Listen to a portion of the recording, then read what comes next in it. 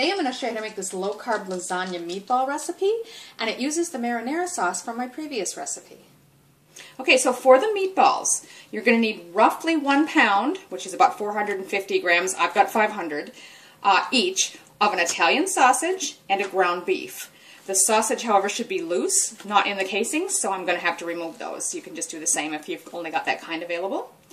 Next, we'll need a 1/3 cup of almond flour, 2 eggs, 1 tablespoon of dried parsley, 1 teaspoon of kosher salt, 1/4 teaspoon of red pepper flakes, 1/2 teaspoon garlic powder, 1/2 teaspoon onion powder, 1/4 teaspoon dried oregano, and 1/4 cup of grated Parmesan cheese.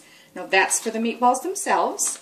Then to assemble it into a casserole, you're going to need 2 cups of a low-carb or keto marinara sauce. Now you can find some at the store maybe that are suitable. This is the one I made in the previous recipe. Then you're also going to need 1 cup of whole milk ricotta cheese and about 1.5 cups of a whole milk mozzarella cheese, shredded. So I've got the oven preheating to 375 Fahrenheit, that's about 190 Celsius. And you're going to start by putting all of your meatball ingredients into a medium to large bowl. So I've got, as you can see, just the meat out of the sausage casings as well as the beef, ground beef here. And we're going to start adding our other ingredients. That's the 1/3 cup of almond flour, 2 eggs, that's a tablespoon of parsley, teaspoon of kosher salt, 1/4 teaspoon of the red pepper flakes, 1/2 teaspoon of garlic powder, 1/2 teaspoon onion powder, 1/4 teaspoon of oregano, and 1/4 cup of Parmesan cheese.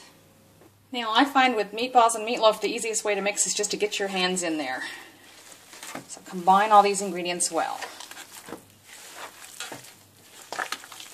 Now once you've got it all well combined, you're just going to roll it into meatballs. About that big, and pop those onto a tray that's already lined with parchment or baking paper. And just keep doing that till you've got them all rolled.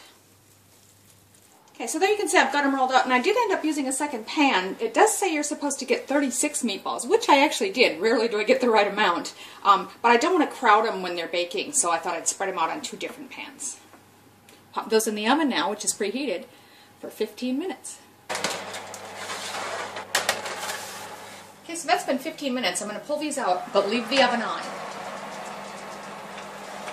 Okay, so now it says to take the meatballs, and we're going to put them single layer in a casserole dish. About a 9 by 13 size should be fine, or just a standard rectangular casserole dish. And I'm just going to try and shake off any loose bits of fat that stick to it. You can crowd them close together now, because we want to keep these in a single layer.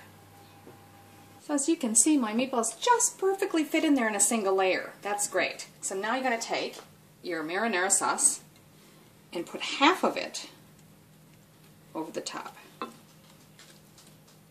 Spread it around if you like, just to make sure you get a little bit on all of them. It's all going to meld together when it bakes, I'm sure, anyway.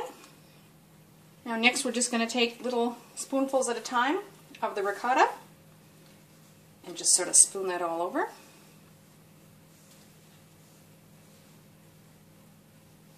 Okay, so you can see I've just got little clumps of it scattered everywhere. Now we're going to take the remaining sauce and pour that over again. And now lastly, we'll just top that with the shredded mozzarella.